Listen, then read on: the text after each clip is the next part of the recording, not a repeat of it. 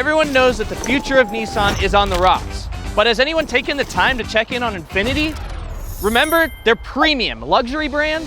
Today they only sell 4 vehicles, which are all SUVs. Their company reputation is in the gutter, and they went from posting record sales figures to being on life support in less than 5 years.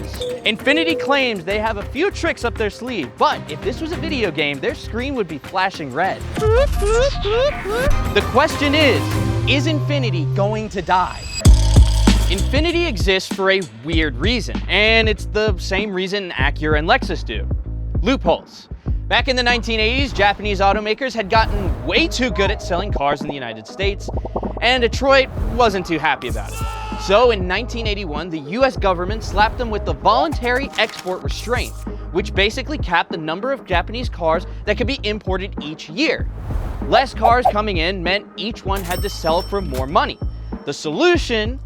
Create entirely new luxury brands that could charge much higher prices and make up some of that lost revenue. That's how Honda spun up Acura, Toyota built Lexus, and Nissan, well, they created the Horizon Task Force, a top secret team tasked with building what would become Infiniti. The launch in 1989 wasn't great. The first car, the Q45, was praised for its engineering, packed with all sorts of tech. It had a V8 engine, 4-wheel steering, and even active suspension. On paper, all that stuff's good. But the design? No grille, a giant badge, and awkward proportions. People just didn't get it. And then Infiniti released these weird TV ads that showed rocks, water, and birds, but not the cars. It's important to Infiniti to build fast cars, but it's more important to build perfectly balanced cars. Can't wait to see what the Infiniti lineup is here. Now that's a good place to throw a car battery. I have a friend in Japan. He's a builder, a carpenter. He builds houses, and he doesn't work with a big crew. He takes his time. Holy shit, I thought this guy was supposed to be bald. Buyers were confused, and Acura and Lexus ate their lunch on the sidelines. In its first full year of sales, Infiniti only sold 17,000 cars. For comparison, that same year, Lexus more than tripled that number, and Acura sold a whopping 130,000 cars. Lexus eventually overtook Acura, but one thing stayed the same throughout the 90s. Infiniti was in last place.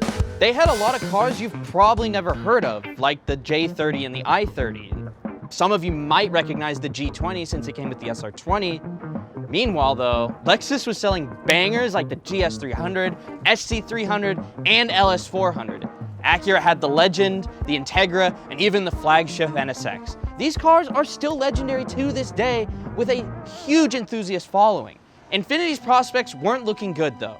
In 1999, they sold just over 41,000 cars.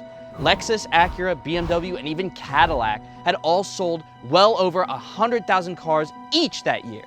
Oh yeah, and Nissan, you know, their parent company, they were on the verge of collapse. We're talking $20 billion in debt and a $5 billion loss for the year. And this is in the 1990s. Something had to change, and fast.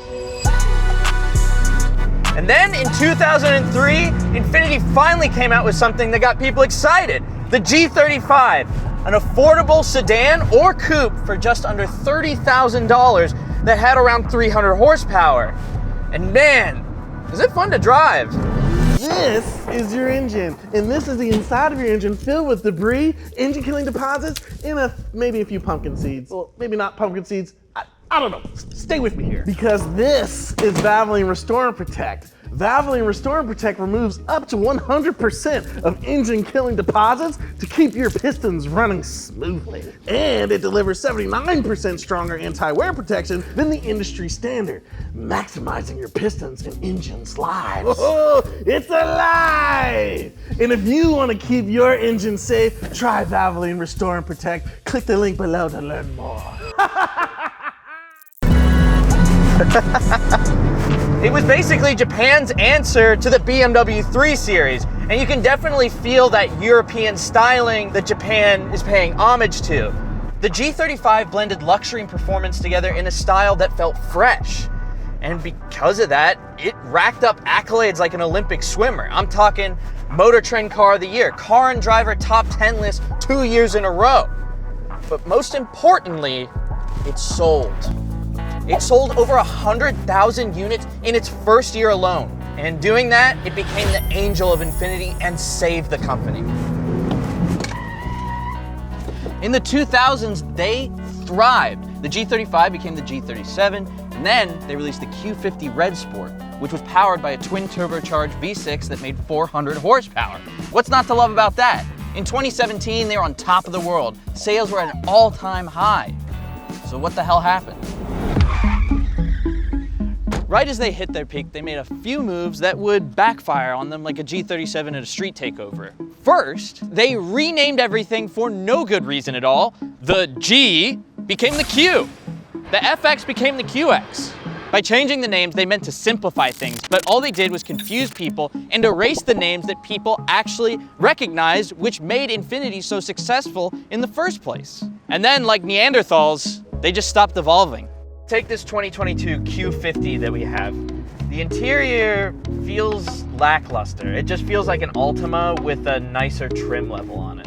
It has a very outdated infotainment system, and the analog gauges on this, they just feel like an afterthought. This model was sold at the peak of Infiniti's sales, but it really just wasn't enough. I mean, BMW, Hyundai's Genesis division, Acura, Lexus, they've all made advancements in EVs and hybrids as well as performance, while Infiniti just kind of got left behind. Customers took notice.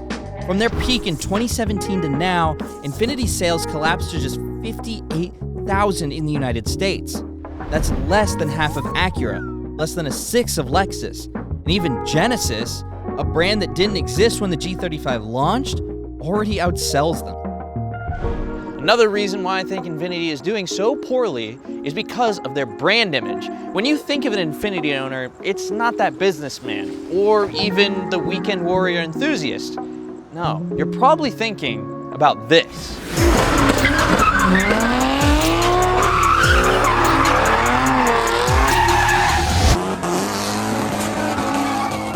Get back or get smacked. I get it. These cars are rear-wheel drive, manual. You can get them in a sedan or a coupe. There's a ton of them, all right? They made more G35s than the 350Z. But I want to understand why these takeover guys often choose Infinitis. So to find one, I reached out to a friend who knew a guy, who knew a guy's cousin. Come on in. And I'm meeting with them right now. There she is.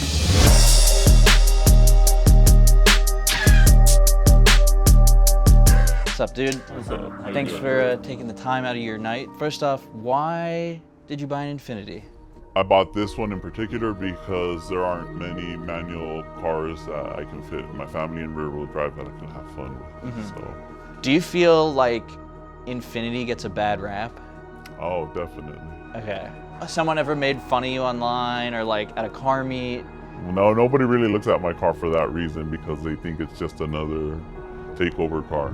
Okay. So you say the word takeover. Yeah, You ever been? I don't. You don't know anyone in that I crowd? don't associate with myself with that Okay. crowd or anything. Okay, so you don't go to takeovers. No, most Okay, cool. definitely not. You're chill. Yeah. Yeah. We were all worried. Nah, definitely not. Don't worry. Turns out this guy's actually pretty cool. He's just your average family guy who likes to drift on the weekends. Got the stroller. I got the air pump. The spare, the full-size spare. The full-size spare. Really riding on the tire there, huh? No. No, not at all. No. I don't believe you. It scrapes. I scrape everywhere, but I don't rub. Bet you scrape everywhere, but that you definitely rub. Let's go find out. Dude. Dang. That was a rub. All right, see, it rubs, dude. So, is Infiniti going to die? Well, I can't predict the future, but it's not looking great either. Their sales have dropped to almost a third from 2017, and to make matters even worse, the entire brand is resting on the shoulders of 4 SUVs. I don't know a single person who's excited about an Infiniti.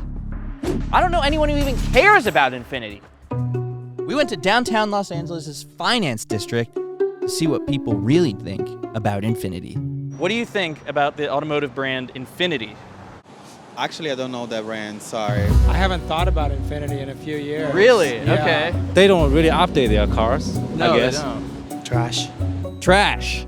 A soft luxury. I'm not gonna lie, I low-key like them. My grandma owns a Lexus, I own a Lexus, my boyfriend owns a Lexus. I drive an Infiniti. No way. So, I mean, they're all right. So what do you think about Infiniti?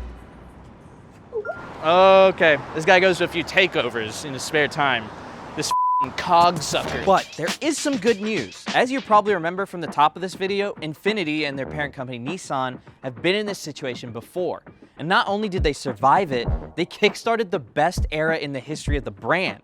The G35 once pulled them back from the brink, and now they're hoping they can pull off another miracle with concept cars like the QX65 Monogram. And even more promising, there are some rumblings around the corner of a manual Q50 returning to the lineup.